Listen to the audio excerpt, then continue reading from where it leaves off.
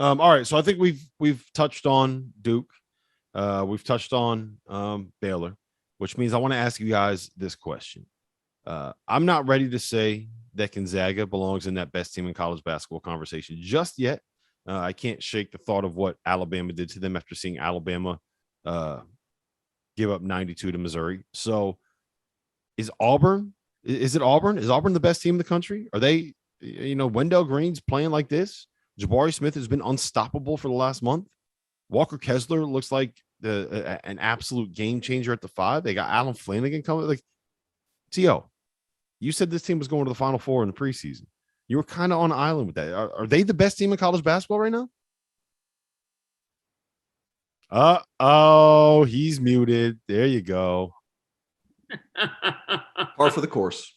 Par for the course. They're close. They're close. Wendell, am I thinking Wendell Green? I almost said Wendell Moore. Like, if he plays like he did last night, fun to watch. Katie Johnson, always bringing it. The reason they're in the discussion, guys, is it's two reasons. One, they have Jabari Smith. Second reason, they're the hardest playing team in the country right now. Like, Baylor was up there, but it's just, they play so stinking hard. Like, every loose ball, they're on it, and they'll turn it into a helter-skelter game. There were a couple of possessions yesterday. It actually turned into 4 or 5 possessions where I don't think the ball went past the top of the 3-point line for either Alabama or Auburn. It was just like turnover, steal, dive on the floor, pass. The thing is Auburn thrives in that situation in making it really ugly, and they have the talent on the back end of when it's really ugly to finish those plays. They're impressive, and they're deep. Was it Cardwell came in last night, gave huge minutes, a huge block at the end of the game when Walker Kessler's in foul trouble. Jabari Smith goes 25. What is this? So after, I know it's a Karate Kid. After Alabama, remember in football when Alabama came back and they beat, I think they were down like 10 in the fourth quarter and they came back and they beat Auburn. That's what the Alabama football team did. I think it was Jamison Williams went to the Auburn student section where the Auburn basketball team was, right in front of them, and did that. The Karate Kid. Was it Karate Kid, Fanta? It was Karate Kid, right? The Karate Kid celebration. So that's what they were doing last night. Like, that became a thing for Alabama fans. So now Auburn went into their gym with, by the way, like a nice little Auburn contingent in that building. It felt like a neutral site arena, which, like, you cannot have that happen in your own gym. You cannot let that many fans get in and be that loud in your own gym. Come on, Alabama. I know you guys are sad about what happened on Monday night, but you can't let Auburn walk into your gym and make it sound like their gym. We got to be better than that. Hey, I just appreciate the fact that the Karate Kid was released in 1984 and it's making an appearance in Tuscaloosa and Auburn, Alabama. Yep. Yeah. What I will say is this. One last note on Auburn, then I got my hot take for you guys. I think that the difference has been Walker Kessler. What the presence that he provides at the rim defensively allows them to be able to do and get out and pressure people, where, like, you can get out and you can take risks on the perimeter when you know that you have a human eraser at the rim. So important. You feel comfortable about it. And if you look at Auburn right now, it's a little bit like, to me, they remind me a little bit of what Alabama was last season, in the sense that everyone's going to talk about the points that they score. Everyone's going to talk about Jabari Smith.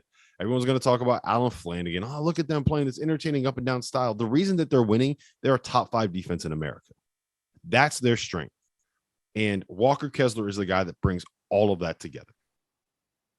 Yep.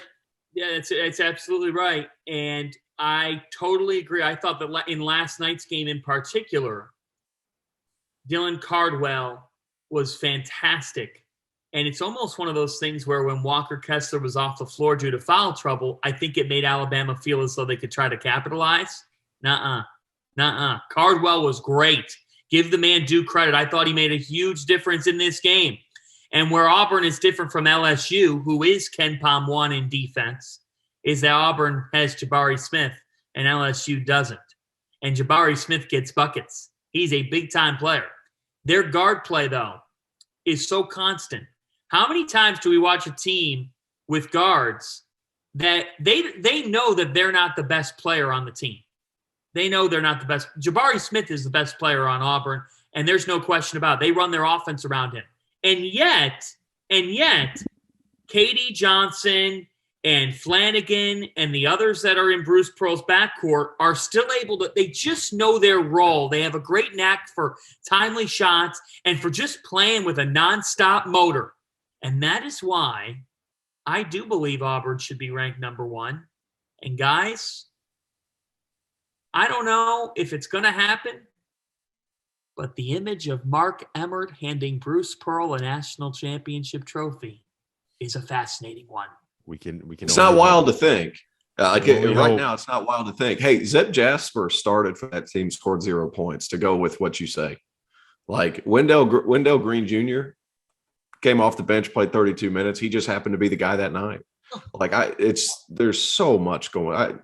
And we haven't really talked about Alan Flanagan being back, but he was just solid as ever, just kind of fitting his role. And Dauster, you've talked about him being one of the best college players that nobody really talks about. Like, he was really good last year, and now they're just adding another weapon into the fold. And he's not even good. Like you see him out there, and you could tell he's. I mean, look, when you're coming off an Achilles, like you cannot when that thing is healing, you can't go out there and do shit because you don't want that to pop. He didn't have a full rupture, right? I believe it was like he had some pain, and they went and they saw it was partially torn. So they got the surgery to fix it just so he wouldn't have to deal with it. I believe is how it went. Don't hold me that. I might be a little bit wrong, but you can tell that he's not back to exactly what he was last year, and it's going to take some time. So that's where you want to talk about having a ceiling where you can continue to grow. That's where I think you will continue to grow. And also, we'll get to this in a second because I want to move on before we got to get out of here after an hour. But Jabari Smith defensively, oh boy.